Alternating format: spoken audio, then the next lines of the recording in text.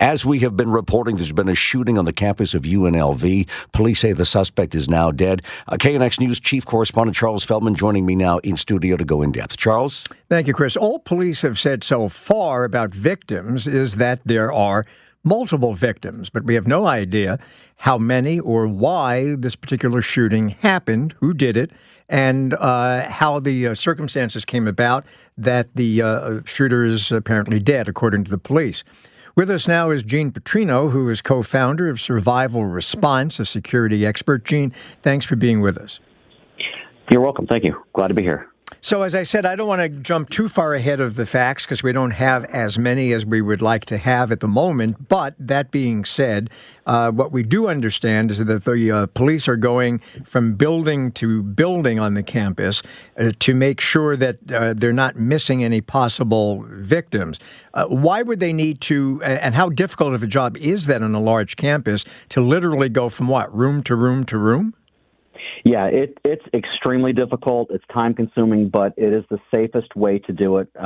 First of all, they're trying to preserve the crime scene, and secondly, you don't want everyone just running out at the same time. It's already chaotic enough. So the object is to try to keep everybody as calm as possible. And the reality is, you never know if there is going to be more than one shooter. So they want to make sure they're taking their time to make sure everyone's safe when they're evacuating them.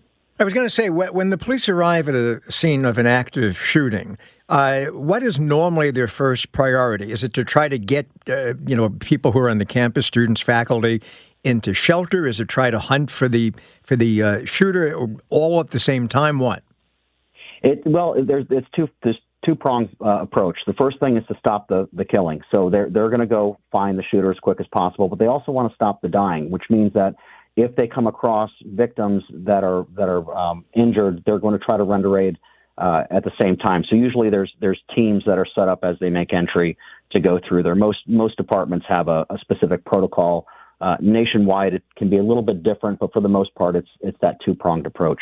I took note of the fact that in one of the tweets that the police in Las Vegas put out, they were telling students to run, to do a bunch of other things, and if necessary, to fight. There was a time when that was not the advice given to people in active shooting situations. Why did it change? Well, so it really hasn't changed. The problem is it's been interpreted differently. The idea is that, you have three options in these situations. You can either run, you can hide, or you can fight. Always the best thing to do is get out of there. So running is the first thing, but sometimes you don't have that opportunity. You could be confronted with the shooter.